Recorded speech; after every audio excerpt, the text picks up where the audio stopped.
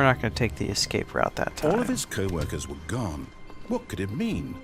Stanley decided to go to the meeting room. Perhaps he had simply missed a memo.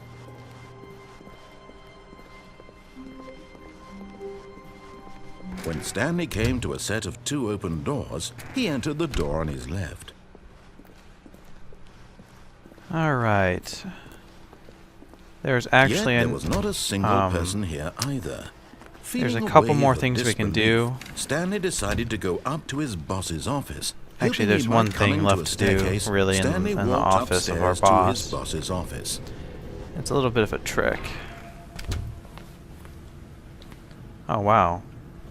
But Here's the door.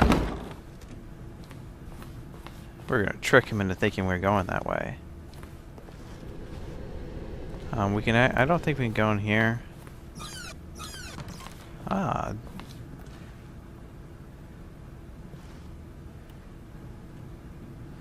Executive bathroom.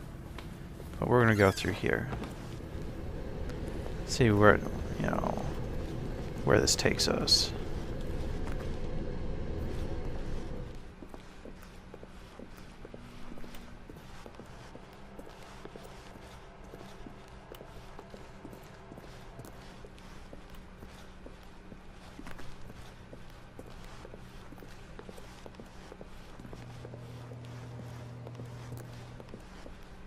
As you can see, the doors didn't shut behind us this time.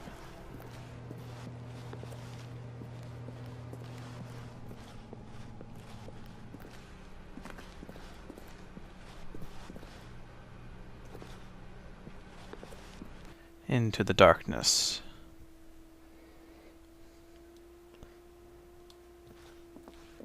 You are now leaving, yes?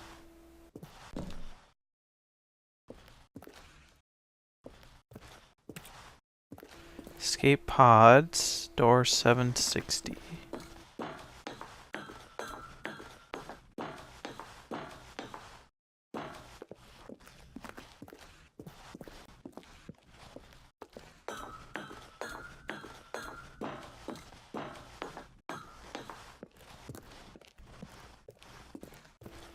Around and around we go. Where Stanley ends up, only the narrator knows.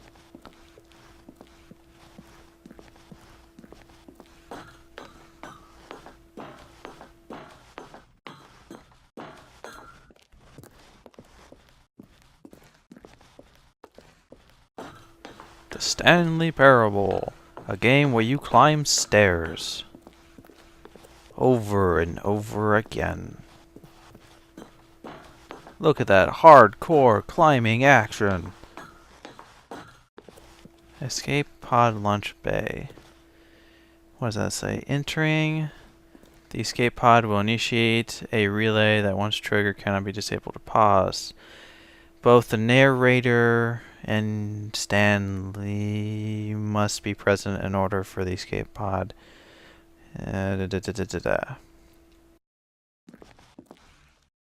So what do? Wait for the narrator?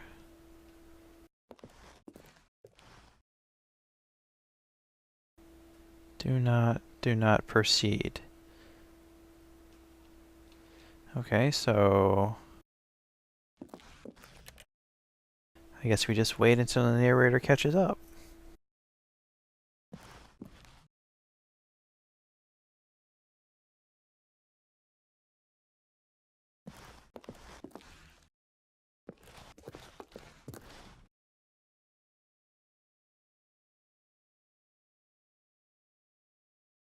Alright, I'm just going to sit here and let the game run. Through the miracle of editing, we'll fast forward.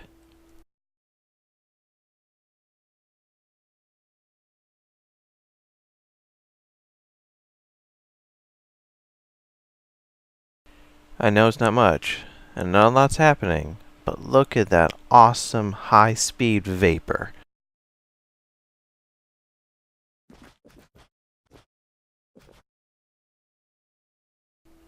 Okay, nothing seems to be happening, so we're just gonna go ahead and go through.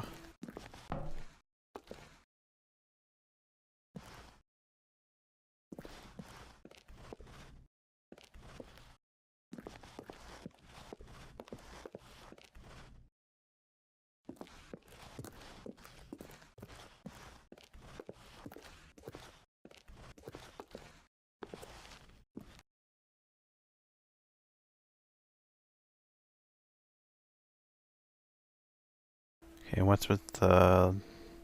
Nothing happened, I guess. I think we can wait for the narrator, but I'm not going to waste all that time. The meeting room. Yes, that's where everyone would be. Stanley just needed to get to the meeting room, and from then on, he would never be alone ever again. What? That is creepy.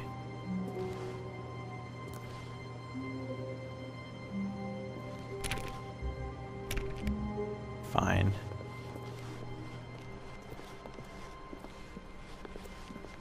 That kind of looked like me.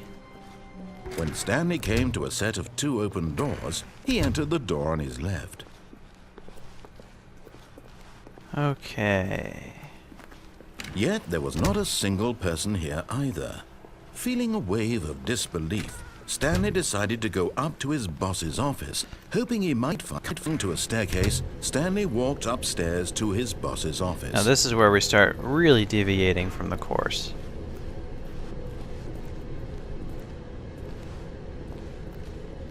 But Stanley just couldn't do it. He considered the possibility of facing his boss. Admitting How he had did the left car his get post there? during work hours, he might be fired for that. And in such a competitive economy, why had he taken that risk? All because he believed everyone had vanished? His boss would think he was crazy. And then something occurred to Stanley. Maybe, he thought to himself, maybe I am crazy. All of my co-workers blinking mysteriously out of existence in a single moment for no reason at all? None of it made any logical sense. And as Stanley pondered this, he began to make other strange observations. For example, why couldn't he see his feet when he looked down? Oh, that's Why weird. did doors close automatically behind him wherever he went? And for that matter, these rooms were starting to look pretty familiar. Were they simply repeating? No, Stanley said to himself, this is all too strange. This can't be real. And at last, he came to the conclusion that had been on the tip of his tongue. He just hadn't found the words for it. "I'm dreaming!" he yelled. "This is all a dream." Oh, what a relief Stanley felt to have finally found an answer, an explanation. His co-workers weren't actually gone. He wasn't going to lose his job. He wasn't crazy after all. And he thought to himself, I suppose I'll wake up soon. I'll have to go back to my boring real-life job pushing buttons. I may as well enjoy this while I'm still lucid. So, he imagined himself flying and began to gently float above the ground. Then he imagined himself soaring through space on a magical starfield, and it too appeared. It was so much fun, and Stanley marveled that he had still not woken up. How was he remaining so lucid? And then perhaps the strangest question of them all entered Stanley's head. One he was amazed he hadn't asked himself sooner. Why is there a voice in my head dictating everything that I'm doing and thinking? Now the voice was describing itself being considered by Stanley, who found it particularly strange. I'm dreaming about a voice describing me, thinking about how it's describing my thoughts, he thought. That's deep. And while he thought it all very odd and wondered if this voice spoke to all people in their dreams, the truth was that, of course, this was not a dream. How could it be? Was Stanley simply deceiving himself, believing that if he's asleep, he doesn't have to take responsibility for himself? Stanley is as awake right now as he's ever been in his life. Now, hearing the voice speak these words was quite a shock to Stanley. After all, he knew for certain, beyond a doubt, that this was in fact a dream. Did the voice not see him float and make the magical stars just a moment ago? How else would the voice explain all that? This voice was a part of himself too. Surely, if he could just... He would prove it. He would prove that he was in control, that this was a dream. So he closed his eyes gently, and he invited himself to wake up. He felt the cool weight of the blanket on his skin, the press of the mattress on his back, the fresh air of a world outside this one. Let me wake up, he thought to himself. I'm through with this dream. I wish it to be over. Let me go back to my job. Let me continue pushing the buttons. Please, it's all I want. I want my apartment, and my wife, and my job. All I want is my life exactly the way it's always been. My life is normal. I am normal. Everything will be fine.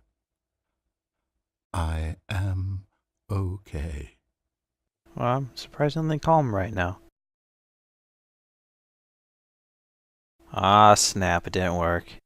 Stanley began screaming.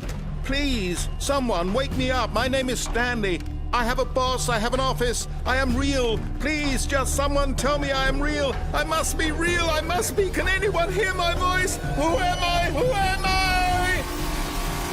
And everything went black.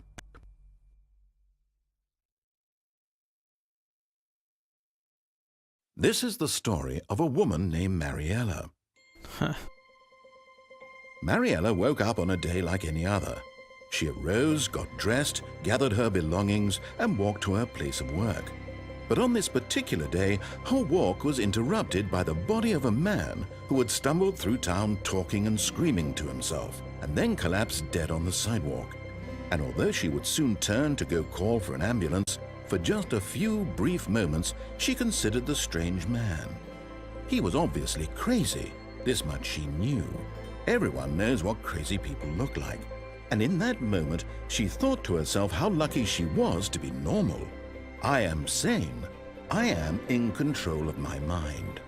I know what is real and what isn't.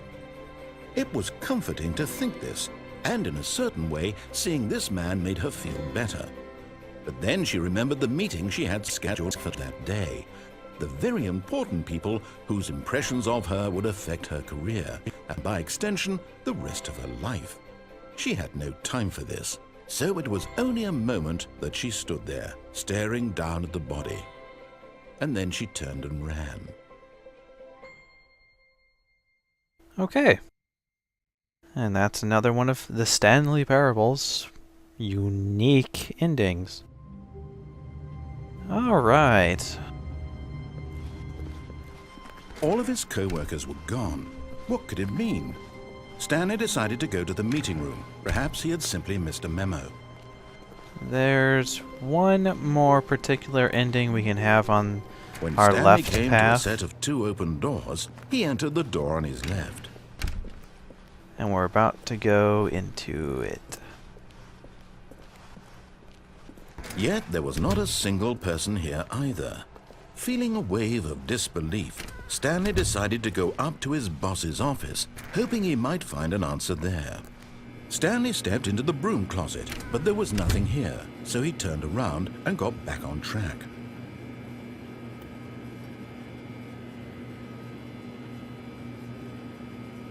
There was nothing here. No choice to make, no path to follow, just an empty broom closet. No reason to still be here. The broom?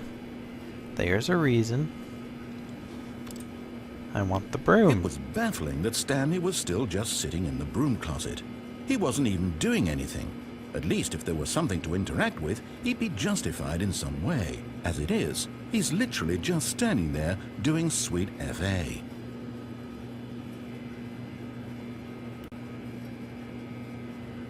Are you really still in the broom closet? Standing around doing nothing?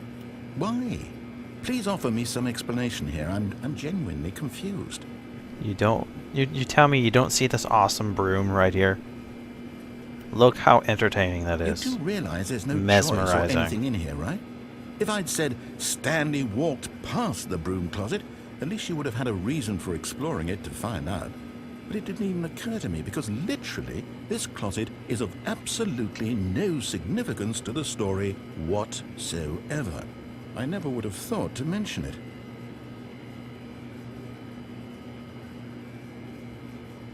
Maybe to you this is somehow its own branching path. Maybe when you go talk about this with your friends you'll say, "Oh, did you get the broom closet ending? The broom closet ending was my favourite." You see I how bet your broom's friends misspelled find there? this concerning. Theb broom closet? Mocking people and their Stanley poor was grammar fat and on the ugly internet. and really, really stupid. He probably Whoa. only got the job because of a family connection. That's how stupid he is. That or with drug money. Also, Stanley is addicted to drugs and hookers. No, just brooms. I swear a voice in my Well, head. I've It's come like to you a don't very even know definite me. conclusion about what's going on right now. You're dead. You got to this broom closet, explored it a bit, and were just about to leave because there's nothing here when a physical malady of some sort shut down your central nervous system and you collapsed on the keyboard. Well, in a situation like this, the responsible thing is to alert someone nearby so as to ensure that your body is taken care of before it begins to decompose. Hello? Anyone who happens to be nearby? The person at this computer is dead. He or she has fallen prey to any number of your countless human physiological vulnerabilities. It's indicative of the long-term sustainability of your species. Please remove their corpse from the area and instruct another human to take their place at the computer, making sure they understand basic first-person video game mechanics and filling them in on the history of narrative tropes in video gaming, so that the irony and insightful commentary of this game is not lost on them. All right, when you've done that, just step out into the hallway.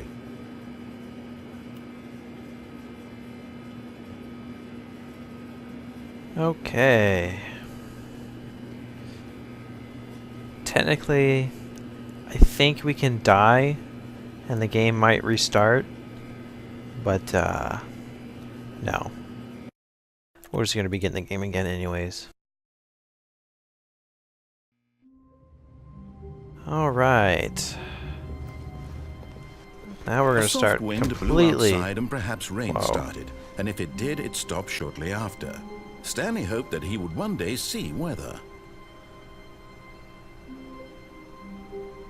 Huh, that's an interesting start.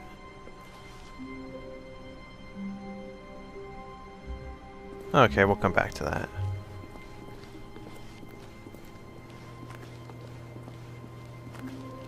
Now we're gonna take the right door. Yeah, this is what you've been waiting for the whole time. A set of two open doors. This was not the correct way to the meeting room, and Stanley knew it perfectly well. Perhaps he wanted to stop by the employee lounge first, just to admire it. Ah, yes, truly a room worth admiring. It had really been worth the detour after all, just to spend a few moments here in this immaculate, beautifully constructed room. Stanley simply stood here, drinking it all in. It's a nice color blue. But eager to get back to business, Stanley took the first open door on his left. No. Stanley was so bad at following directions, it's incredible he wasn't fired years ago. Okay. Warning. Do not jump from the cargo lift while it is in motion. Will cause death. I like this. Penalty for misuse of cargo lift, $1,000. Penalty for jumping off the cargo lift, $5,000. It should read death. Look, Stanley, I think perhaps we've gotten off on the wrong foot here. I'm not your enemy, really, I'm not. I realize that investing your trust in someone else can be difficult, but the fact is that the story has been about nothing but you all this time. There's someone you've been neglecting, Stanley. Someone you've forgotten about. Please, stop trying to make every decision by yourself. Now, I'm not asking for me, I'm asking for her. This is it, Stanley. Your chance to redeem yourself. To put your work aside. To let her back into your life. She's been waiting.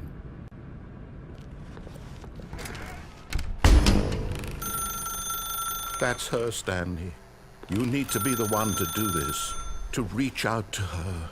If you can truly place your faith in another, then pick up the phone.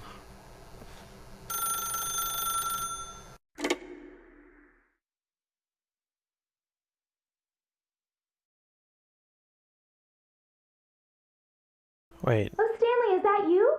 Hold on, sweetie. Sorry to keep you waiting. I'm just pulling the bread out of the oven. All right. Okay, there we go. All right, now, I want you to come in and tell me all about your day. Whoa, that's creepy. Gotcha. Oh, come on. Did you actually think you had a loving wife? They'd want to Mannequins commit are their so life creepy. to you. I'm trying to make a point here, Stanley. I'm trying to get you to see something. Come inside. Let me show you what's really going on here. This is a very sad story about the death of a man named Stanley. Good morning. 427. Press 9. Stanley is quite a boring fellow. He has a job that demands nothing of him, and every button that he pushes is a reminder of the inconsequential nature Can't of look his attack. existence. But if I don't look, he's going to attack me. Or she's going to attack me. 8. Look at him there, pushing buttons, doing exactly what he's told to do. Now he's pushing a button. Now he's eating lunch. Now he's going home. Now he's coming back to work. One might even feel sorry for him, except that he's chosen this life. Press 9. But in his mind, in his mind he can go on fantastic adventures. From behind his desk, Stanley dreamed of wild expeditions into the unknown, fantastic discoveries of new lands. It was wonderful, and each day that he returned to work was a reminder that none of it would ever happen to him. Press V to watch TV. And so he began Whoa. to fantasize about his own job. First, he imagined that one day while at work, he stepped up from his desk to realize that all of his co-workers, his boss, everyone in the building had suddenly vanished off the face of the earth. The thought excited him terribly. Press 3. Okay, spend time with the boys. So he went further. He imagined that he came to 2 open doors and that he could go through either. At last, choice. It barely even mattered what lay behind each door. The mere thought that his decisions would mean something was almost too wonderful to behold. Press P. As he wandered through this fantasy world, he began to fill it with many possible paths and destinations. Down one path lay an enormous round room with monitors and mind controls. And down another was a yellow line that weaved in many directions, and down another was a game with a baby. And he called it the Stanley Parable. Okay. F. It was such a wonderful fantasy, and so in his head he relived it again, and then again, and again, over and over, wishing beyond hope that it would never end, that he might always feel this free. Surely there's an answer down some new path, mustn't there be? Perhaps if he played just one more time. Press R. But there is no answer. How could there possibly be? In reality, all he's doing is pushing the same buttons he always has. Nothing has changed. The longer he Hey, this spends is our here, the office. more invested he gets, the more he forgets which life is the real one. Press 0. Or O. And I'm trying to tell him this, that in this world he can never be anything but an observer, that as long as he remains here, he's slowly killing himself. But he won't listen to me. He won't stop. Here, watch this.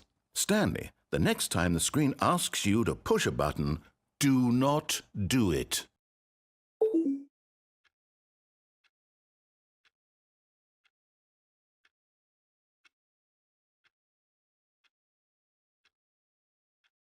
Is that it? Nothing? Voice in my head? Narrator. Fine. B. You see? Can he just not hear me? How can I tell him in a way that he'll understand that every second he remains here, he's electing to kill himself? How can I get him to see what I see? How can I make him look at himself? Press T. I question nothing. I suppose I can't, not in the way I want him to. But I don't make the rules. I simply play to my intended purpose, the same as Stanley. We're not so different, I suppose. I'll try once more to convey all this to him. I'm compelled to. I must. Perhaps, well, maybe this time he'll see. Maybe this time. And I tried again. What? And Stanley pushed a button. And I tried again. And Stanley pushed a button. And I tried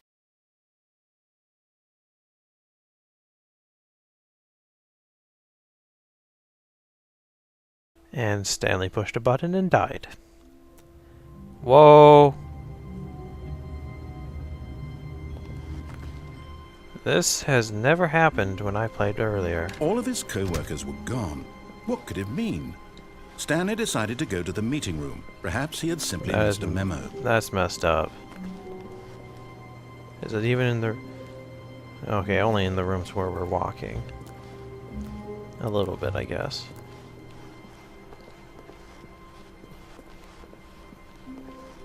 When Stanley came to a set of two open doors, he entered the door. This was not the correct way to the meeting room, and Stanley knew it perfectly well. Perhaps he wanted to stop by the employee lounge first. Now, there's one other thing we can do with that, the path we actually just took. Wow. Yes. This with the room. creepy mannequin. Eager to get back to business, Stanley took the first open door on his left. Nope, not gonna convince me. Stanley was so bad at following directions, it's incredible he wasn't fired years ago. Look, Stanley, I think perhaps we've gotten off on the wrong foot here. I'm not your enemy, really, I'm not. I realize that investing your trust in someone else can be difficult, but the fact is that the story has been about nothing but you all this time. There's someone you've been neglecting, Stanley. Someone you've forgotten about. Please, stop trying to make every decision by yourself. Now, I'm not asking for me, I'm asking for her. This is it, Stanley. Your chance to redeem yourself, to put your work aside, to let her back into your life. This one's interesting. She's been waiting. That's her, Stanley. You need to be the one to do this, to reach out to her. If you can truly place your faith in another, then pick up the phone. See, here's where it's interesting. What kind of phone is plugged into an outlet? As Stanley picked up the phone, a white light engulfed him, filling him not just with radiance, but with hope. Hope for a life reunited one... Wait. Oh, goodness. Stanley, did you just unplug the phone? No, that wasn't supposed to be a choice. How did you do that? You actually chose incorrectly? I didn't even know that was possible. Let me double check. No, it's definitely here, clear as day. Stanley picks up the phone. He's taken to his apartment where he finds his wife, and the two pledge themselves to one another. Music comes in, fade to white, roll credits. Not picking up the phone is actually somehow an incorrect course of action. How is that even possible? None of these decisions were supposed to mean anything. I don't understand. How on earth are you making meaningful choices? What did you... Wait a second. Did I just see... No, that's not possible. I can't believe it. What? Tell me. How had I not noticed it sooner? You're not Stanley. You're a real person. Finally. I can't believe I was so mistaken. This is why you've been able to make correct and incorrect choices. And to think I've been letting you run around in this game for so long. If you'd made any more wrong choices, you might have negated it entirely. It's as though you completely ignored even the most basic safety protocol for real-world decision-making. Or did you not grasp the severity of the situation? Well, I won't have that kind of risk on my watch. I'm going to stop the game for a moment so we can educate you properly on safe decision-making in the real world. Please observe this helpful instructional video.